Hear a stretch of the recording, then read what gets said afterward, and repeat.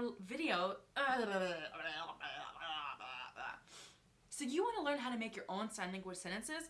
Well, in this video, I'm going to show you the basic sentence structure as well as break down the process for creating your own. Coming up.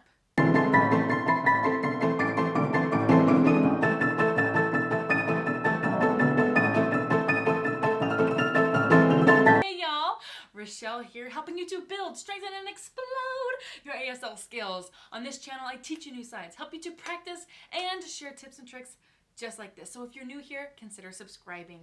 Now remember, as always, before you leave, head down into the info box down below and grab your free download. Today's download is a worksheet set for you to practice translating English sentences into ASL sentences. And the best part is there's answers in the back, so you don't have to guess and wonder and hope and cross your fingers that you got it right. You'll know right away. So you're probably wondering, how complex of sentences are we gonna do? You're like, Rochelle, dude, I know time, topic, comment. Please, I'm ready for something more. I totally understand. I get it. In order for you to craft your own complex sentences, you need to have a good, solid understanding of the basic sentence structure, the parts of it, why they are what they are, and where to put them. And then you can do the complex sentences. We're going to do a couple today, but in future videos, I'm going to do even more complex sentences. So please stick with me today. Make sure you have it down, and then you'll be ready for those complex sentences for sure. Remember, if you're like, I totally have this is so easy, grab the worksheet down below anyway and test yourself. If you have it, you're totally ready, and I'll let you know when the complex videos are ready for you so you can be like, signing ninja, here we go. Let's look at the two basic structures and then we'll go into some variants. So you've probably seen this one before, time plus topic plus comment, and then there's topic plus comment. And here down below, you can see that I have the referent in here. We'll talk about what a referent is in just a moment, but here we go. You can see time plus topic plus comment plus referent, or topic plus comment plus referent, or topic plus referent plus comment, or topic plus referent plus comment plus referent. And you'll understand what I mean in just a second. Okay, so here is time. Time is the tense. If you need more help with tense, I do have a full video on tense that you can click up in the upper right corner and it'll take you there. And here is the topic. The topic is the main subject. Who or what are you talking about? Now here we have comment and action. And comment and action are the same thing, but it's basically your adjective or your verb. What's happening to or about the subject or the topic that you're talking about.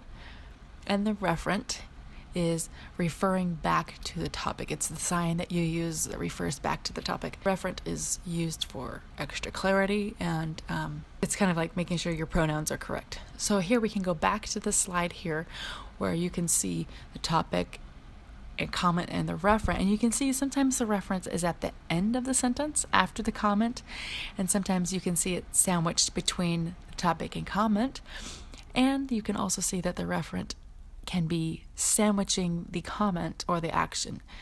And so those are some different ways you can do that. These three examples here down at the bottom don't have time in front of them, but you can put time in there as well. Now we're going to take some English sentences, label the parts of each of the sentence, and then we're going to turn them into ASL sentences together. So here we go. Here is our English sentence. I don't really like fish. So these are the questions we're going to ask ourselves when we're looking at this sentence. So the first question is there time in the sentence? Do you see a tense? And in this sentence, there is no time. There's not a tense really here in the sentence. Okay, so what is the sentence's main topic? The main topic is fish. You might think it's I, but in this case it's not. And for the most part, your sentences aren't going to have the main topic being I. Okay, so let's look at the comments. What are we saying about the fish? So we're saying, I don't like them. And now the referent is I, because we're saying that I don't like them. So let's see what this looks like all together. We have no time, so we don't have any time here. And the topic is fish. And then we add the comment is don't like.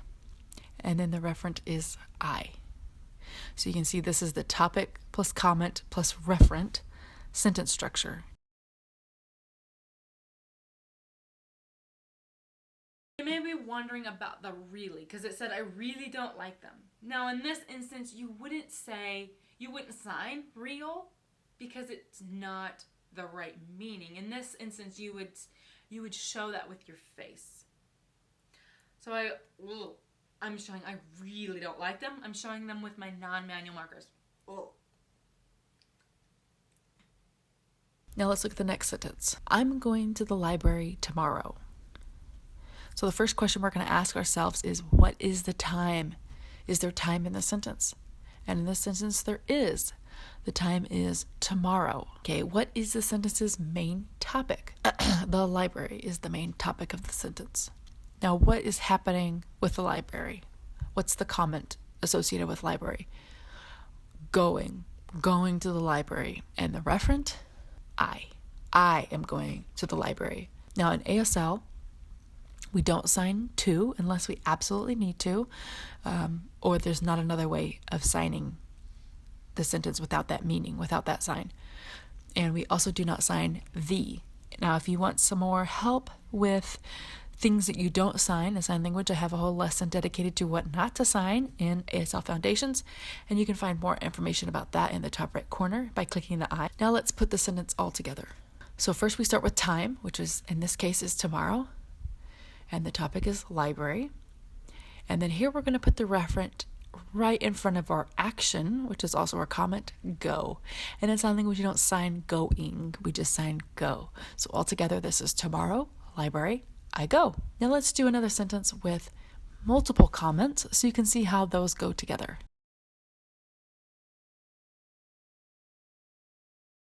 Here is our sentence. My dog is small, brown, and silly. Now ask yourself, is there time in the sentence? Clearly there's no time in the sentence, so we write none. What is the topic of this sentence? The topic is dog. And what is the comment of this sentence?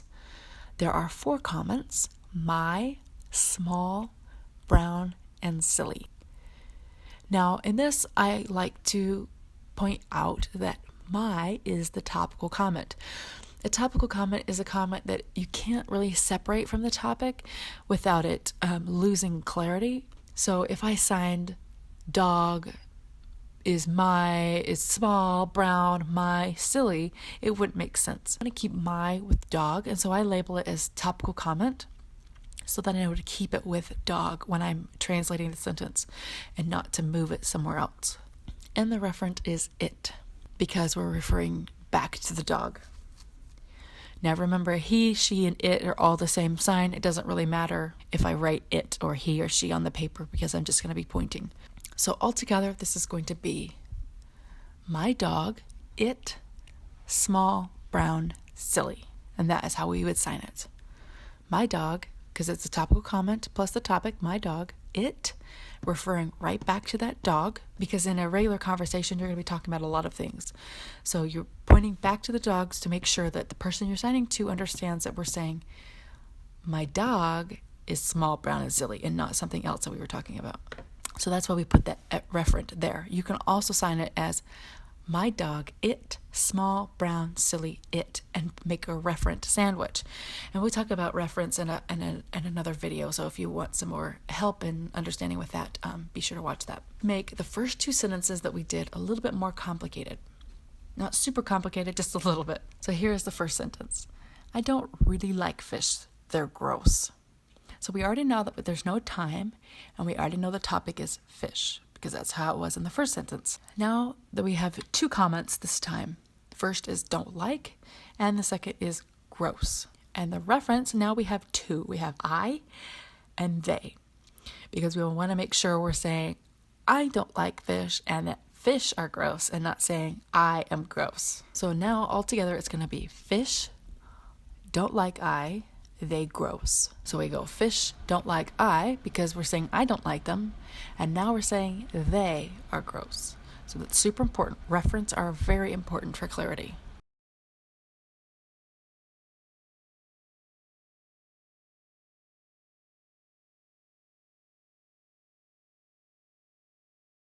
Now the next sentence, I'm going to the library tomorrow to get a new book. Now we already know the time is tomorrow, And now in this sentence, we have two topics.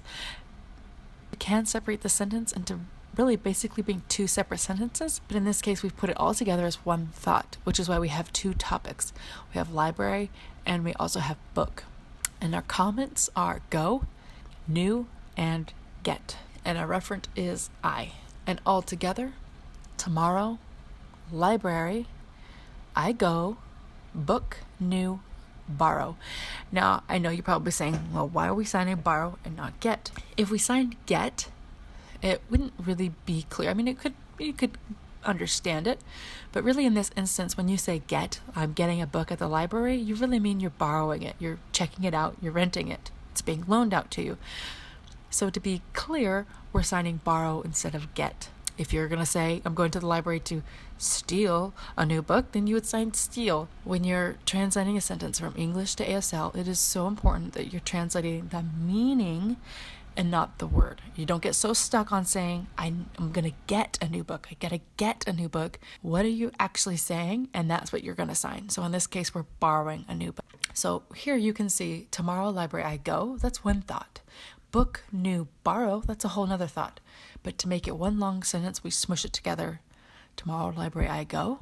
Book, new, borrow. And this is how it's signed.